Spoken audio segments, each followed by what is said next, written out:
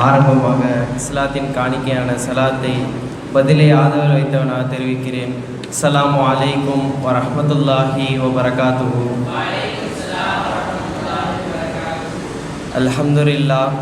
அல்ஹம்துலில்லாஹி ரப்பில் ஆலமீன்.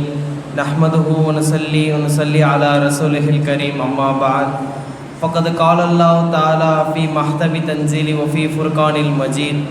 இக்ரா பிஸ்மி ரப்பிக்கல்லதீ خلقல் இன்சான மின் அலக். ஸதகல்லாஹுல் அலிய்யுல் அலீம். وقال நபியினா முஹம்மதின் ஸல்லல்லாஹு அலைஹி வஸல்லம் அல் ஹல்கு இயாலுல்லாஹ். ஸதக ரசூலுன் நபியுல் கரீம். புகழ் அனைத்தும் வல்லோனாகிய அல்லாஹ்விற்கும் சலாத்தும் சலாமும் சர்தாரே ஆலம் ஸல்லல்லாஹு அலைஹி வஸல்லம் அவர்களின் மீதும், மேலும் இந்த அவையில் அமர்ந்திருக்கும் மாணவர்கள் அனைவரின் மீதும் அந்த வல்லோன் இறைவனின் கருணை என்றென்றும் குன்றாமல் நின்று நிலவட்டுமாக. ஆமீன். இன்றைய காலகட்டத்தில் மக்கள் அனைவருக்கும் மிகவும் ஒரு தேவையாக, ஒரு முக்கியமான ஒரு விஷயமாக மக்களுக்கு திகழ்ந்திருக்கக்கூடிய இந்த டெக்னாலஜி, இந்த மக்கள் அனைவருக்கும் மிகவும் ஒரு அத்தியாவசியமான ஒரு பொருளாக இந்த டெக்னாலஜி அமர்ந்திருக்கிறது. மக்கள் அனைவரும் இதை பயன்படுத்தி மிகவும் அதிகமான ஒரு கண்டுபிடிப்புகளும் இன்னும் அதை கொண்டு அவர்கள் இன்னும் அதிகமாக வளர்ந்து கொண்டும் இருக்கிறார்கள். ஆனால் அல்லாஹு தஆலா இப்படிப்பட்ட ஒரு டெக்னாலஜி அதற்கு முன்னாலே சுமார் 1400 ஆண்டுகளுக்கு முன்னால் இதை நபி ஸல்லல்லாஹு அலைஹி வஸல்லம் அவர்களுக்கு தந்துவிட்டான். மிகவும் அதிகமான ஒரு கண்டுபிடிப்புகள் வந்தாலும் நபி ஸல்லல்லாஹு அலைஹி வஸல்லம் அவர்கள் அல்லாஹ் தஆலா தந்த இந்த குர்ஆன் என்பது அது அனைத்தையும் அது மிஞ்சிவிட்டது. நாம் எந்த ஒரு பரிசோதனை எடுத்து பார்த்தோம் என்று சொன்னாலும் அதில் முதலாவதாக குர்ஆன் என்பது திகழ்கிறது. அல்லாஹ் தஆலா இந்த மனிதனை படைத்தான், மேலும் அந்த மனிதனுக்கு அவனே பேசுவதற்கும் கற்றுக் கொடுத்தான் என்றெல்லாம் அல்லாஹ் தஆலா குர்ஆனிலே கூறுகிறான். ஆனால் மனிதர்கள் அதை சோதனை செய்யும் பொழுது அவர்கள் கூறுகிறார்கள், ஒரு மனிதர் என்பவர் அவருடைய உள்ளம் பூர்வமாக அவர் எதை செய்கிறாரோ அதுவே அவருக்கு சாரும் என்று அவர்கள் கூறுகிறார்கள். அப்பொழுது இன்னும் அவர்கள் அதிகமான அவர்களுடைய கருத்துக்களை இதில் வைக்கிறார்கள். இன்னும் அல்லாஹ் தஆலா கூறுகின்றான், நாம் மனிதர்களை இரத்த கட்டியிலிருந்து படைத்தோம் என்று அல்லாஹ் தஆலா கூறுகின்றான். இதற்கும் சில விஞ்ஞானிகள் அவர்களுடைய கருத்துக்களை வைக்கின்றார்கள். ஒரு மனிதன் என்பவர் தனது தாயினுடைய கருவில் இருக்கும் நிலையில் அவர் எப்படி பிறப்பார், அவருடைய பிறப்பு என்பது எப்படி அமையும் என்று ஒரு ரீசர்ச் என்பதை அவர்கள் மேற்கொள்கிறார்கள். அவர்கள் அதை ஒரு ஆர்டிஃபிஷியலாக செய்து பார்க்கிறார்கள். அப்பொழுது அவர்கள் வியந்து போகிறார்கள், இப்படி ஒரு படைப்பு என்பது ஒரு மனிதருக்குள் எப்படி அது பொதிந்திருக்கின்றது. நார்மலாக ஒரு மனிதர் என்பவர் பிறப்பதற்கு 10 மாதங்கள் என்பது ஆகும். ஆனால் அந்த 10 மாதம் என்பது ஒரு சிறிய ஒரு இடம், அந்த இடத்திற்குள் ஒரு மனிதனை எப்படி கிரியேட் பண்ண முடியும், அதாவது அவரை எப்படி ஃபார்ம் ஆக்க முடியும் என்பது அந்த விஞ்ஞானிகளுடைய கேள்வியாக இருக்கின்றது.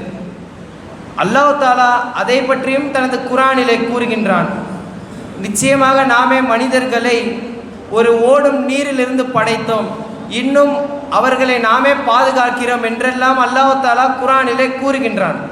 இந்த ஒரு ஆயத்தை அந்த விஞ்ஞானிகள் அவர்கள் பார்த்து வியந்து போகின்றார்கள்.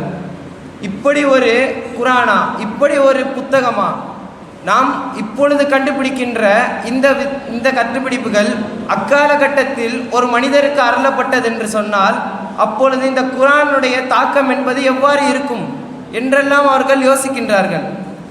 அடுத்தபடியாக அவர்கள் சொல்வது, இந்த வான்வெளிகள், இந்த வானம் என்பது எப்படி இவ்வாறு விரிந்ததாக இருக்கின்றது, இவ்வாறு அது பரவியுள்ளது என்றெல்லாம் அவர்கள் தனது ஆராய்ச்சிகளை மேற்கொண்டு கொண்டே இருக்கின்றார்கள். ஆனால் அவர்களால் அதனை கண்டுபிடித்து முடிக்க முடியவில்லை. காரணம், அவர்கள் அதை ஒரு குறிப்பிட்ட அளவிற்குள் அவர்கள் அதை கண்டுபிடிக்கின்றார்கள், மீதமுள்ளதை அவர்களால் கண்டுபிடிக்க முடியவில்லை. ஆனால் அல்லாஹ் தஆலா கூறுகின்றான், இந்த வானங்களை நாமே தூணின்றி எழுப்பினோம், இன்னும் அதனை நாமே ஒரு நிலைப்பாடாக வைத்துள்ளோம், அதை நாமே விரிவாக்கம் செய்து கொண்டிருக்கிறோம் என்று அல்லாஹ் தஆலா திருமறையிலே கூறுகின்றான். அவ்வாறு இந்த வானவெளியின் ஒரு கண்டுபிடிப்பை தந்தையாகிய ஜார்ஜ் ஓர்வன், அதாவது இந்த பெருவெடிப்பு என்பதற்கு இவர் தந்தை என்று இவர்களை கூறுகின்றார்கள். இவர் அக்காலகட்டத்தில் பெருவெடிப்பின் மூலமாக இந்த உலகம் உருவானது என்ற அவருடைய கோட்பாட்டை சமர்ப்பிக்கின்றார். அப்பொழுது அனைத்து விஞ்ஞானிகளும் இந்த கோட்பாட்டிற்கு உட்படுகிறார்கள். இதுதான் நடந்திருக்கும், இதுதான் கண்டிப்பாக இந்த மாதிரி நடந்திருக்கும் அப்படின்னு.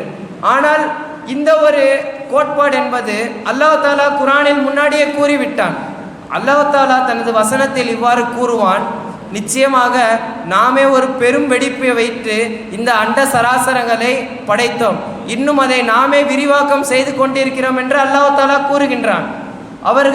இதற்கும் அவர்களால் பதில் கூற முடியவில்லை. காரணம், அவர்களால் இன்னும் அதை கண்டுபிடித்து முடிக்க முடியவில்லை. மேலும் அவர்கள் இந்த கடலை பற்றி அவர்கள் ஆராய்ச்சி செய்து கொண்டிருக்கின்றார்கள். இந்த கடலில் எவ்வாறு இவ்வளவு நீளமாக இருக்கின்றது, ஆர்ப்பரிக்கும் கடலை போன்று இருக்கிறது, இன்னும் மலைகளை போன்று தோற்றம் அளிக்கின்ற இந்த கடல் எவ்வாறு இவ்வளவு நீளமாக இருக்கின்றது, இது எப்படி இந்த பூமியில் ஸ்டெடியாக இருக்கின்றது என்று அவர்கள் ஒரு கணக்கை எடுக்கின்றார்கள். அப்பொழுது அவர்கள் அந்த கடல் எவ்வாறு இப்படி விரிந்துள்ளது, எவ்வாறு இவ்வளவு நீளமாக இருக்கிறது என்ற அந்த ஆராய்ச்சிக்குள் சென்று பார்க்கின்றார்கள். அவர்கள் பிரமித்து போகின்றார்கள். இந்த கடலில் உள்ள அனைத்து ஜீவராசிகளில் அவர்களால் கண்டுபிடிக்க முடிந்தது மொத்தம் 5%. இன்னும் 95% அவர்களால் கண்டுபிடிக்க முடியவில்லை. காரணம், அதை அவர்களால் இன்னும் பரிசோதனை செய்து முடிக்க முடியவில்லை. ஆனால் அல்லாஹ் தாலா இந்த கடலை பற்றி தனது திருமறையாம் குரானிலே கூறுகின்றான், நிச்சயமாக நாமே இந்த கடலில் இரண்டிற்கும் மத்தியில் ஒரு திரையை வைத்துள்ளோம் என்று. இந்த கடலினுடைய ஆராய்ச்சி நிபுணனாகிய ஜாக்கோபிஸ் என்பவர் இந்த கடலை பற்றி ஆராய்வதற்காக செல்கின்றார். அவர் இந்த கடலிற்கு சென்று ஆராய்ச்சி செய்து கொண்டிருக்கும் பொழுது அவர் அந்த அட்லாண்டிக் ஓஷனிற்கும் இன்றும் இந்த பசிபிக் ஓஷனிற்கும் மத்தியில் வந்து சேர்கின்றார். அப்பொழுது அவர் தனது படகிலிருந்து கீழே பார்க்கின்றார்.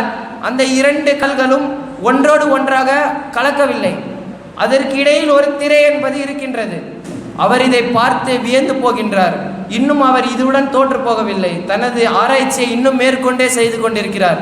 இறுதியில் அவர் இவ்வாறு கூறுகின்றார், நிச்சயமாக இப்படி ஒரு படைப்பை நாங்கள் இதுவரைக்கும் பார்த்ததே கிடையாது. இதை போன்று எப்படி ஒரு திரையை உருவாக்க முடியும்? இந்த 2 கடலிற்கும், இந்த 2 மலையை போன்று உள்ள கடலிற்கும் எப்படி இந்த திரை என்பது உருவானது? எங்களால் இன்னும் அதற்கான கோட்பாடை வைத்து முடிக்க முடியவில்லை என்று அவர்கள் கூறிவிடுகிறார்கள். ஆனால் அல்லாஹ் தாலா அதை பற்றி முன்னாலே கூறிவிட்டான். நாமே அந்த 2 கடலிற்கும் மத்தியில் ஒரு திரையை உருவாக்கியுள்ளோம் என்று அல்லாஹ் தாலா முடித்து விட்டான். இன்னும் அவர்கள் இந்த விலங்கை சம்பந்தப்பட்டதில் ஆராய்ச்சியை மேற்கொள்கிறார்கள். இந்த விலங்கு என்று உலகம் அனைத்திலும் ஒவ்வொரு வகையான ஸ்பீசிஸ் இந்த விலங்குகள் இருப்பதை அவர்கள் ஆராய்ந்து கொண்டே இருக்கின்றார்கள். அதில் அவர்கள் குறிப்பாக இந்த எறும்பை பற்றி அவர்கள் ஆராய்ச்சி மேற்கொள்கின்றார்கள். இந்த எறும்பு என்பது எவ்வாறு இப்படி வேலை செய்து கொண்டிருக்கிறது? ஒரு மனிதர் என்பவர் ஒரு மனிதர் அவரை காட்டிலும் 600 மடங்கு எடை உள்ள ஒரு பொருளை தூக்க முடியுமா என்று ஒரு ஆராய்ச்சியில் கண்டுபிடித்த பொழுது இட் இஸ் நாட் பாசிபிள், அவரால் அது முடியாது என்று அவர்கள் தனது கோட்பாட்டை வைத்து முடித்து விட்டார்கள். ஆனால் ஒரு எறும்பு என்பது தனது எடையை காட்டிலும் 600 மடங்கு அதிகமான பொருளை தூக்கி கொண்டு செல்கிறது என்று அந்த கோட்பாட்டை அவர்கள் சமர்ப்பிக்கும் பொழுது அவர்கள் ஆராய்ச்சியில் அதிர்ந்து போகின்றார்கள். ஒரு சிறும் படைப்பு எப்படி இவ்வாறு செயல்பட்டு கொண்டிருக்கிறது என்று.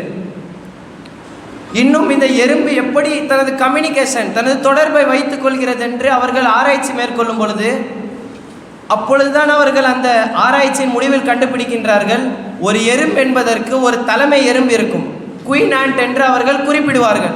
இந்த குயின் ஆண்ட் என்பது அந்த அனைத்து எறும்பிற்கும் தனது கட்டளைகளை கொடுத்து கொண்டே இருக்கும். இப்படி செய்ய வேண்டும், இவ்வாறு இருக்க வேண்டும், இவ்வாறு இங்கு செல்ல வேண்டும் என்று அதனுடைய கமாண்டை அது கொடுத்து கொண்டே இருக்குமா. இவ்வாறெல்லாம் விஞ்ஞானிகள் அதை கண்டுபிடித்து கொண்டிருந்தாலும் அல்லாஹ் தாலா சூரத்து நம்லிலே இந்த எறும்பை பற்றி கூறிவிட்டான். அவர்கள் அதற்கு பிறகுதான் இதை கண்டுபிடித்தோம் என்று ஒரு மனக்கசப்புடன் அவர்கள் இருக்கின்றார்கள். இறுதியாக ஒரே ஒரு வாக்கியத்தை கூறி என்னுடைய உரையை முடித்துக் கொள்கிறேன். ஒரு ஆங்கில கவிஞர் அவர் இவ்வாறு தனது கடைசி காலத்தில் ஒரு கவிதை எழுதுவார். A Muslim was born with silver in his mouth. ஒரு முஸ்லீம் என்பவர் தனது பிறக்கும் பொழுது தன்னுடைய வாயில் ஒரு வெள்ளியுடன் பிறப்பார் என்று அவர் குறிப்பிடுகிறார். அவரிடத்தில் சில விஞ்ஞானிகள் வந்து கேட்டார்களாம், ஏன் நீங்கள் வெள்ளியை குறிப்பிடுகிறீர்கள், ஏன் நீங்கள் இந்த வெள்ளியை குறிப்பிடுகிறீர்கள் என்று சொல்லும் பொழுது, இந்த வெள்ளி என்பது முஸ்லீம்களுக்கு ஹலாலாக்கப்பட்டது, இன்னும் இந்த தங்கம் என்பது ஹராமாக்கப்பட்டது. காரணம், இந்த தங்கம் என்பது ஒரு மந்தத்தன்மையான புத்தியை ஏற்படுத்தும் என்று அவர் கூறுகின்றார். ஆனால் இதை பற்றியும் அல்லாஹ் தஆலா கூறிவிட்டான். ஏவே வரக்கூடிய காலகட்டத்தில் அந்த வல்லோனுடைய ஆற்றலை அறிந்து அவனுக்கு அதிகமாக நன்றி செலுத்தக்கூடிய பாக்கியத்தை வல்லோன் அல்லாஹ் உங்களுக்கும் எனக்கும் தந்தருள்வானாக. வாஹிர தாவான அல்ஹம்துலில்லாஹி ரப்பில் ஆலமீன். அஸ்ஸலாமு அலைக்கும் வரஹ்மத்துல்லாஹி வபரகாத்துஹு.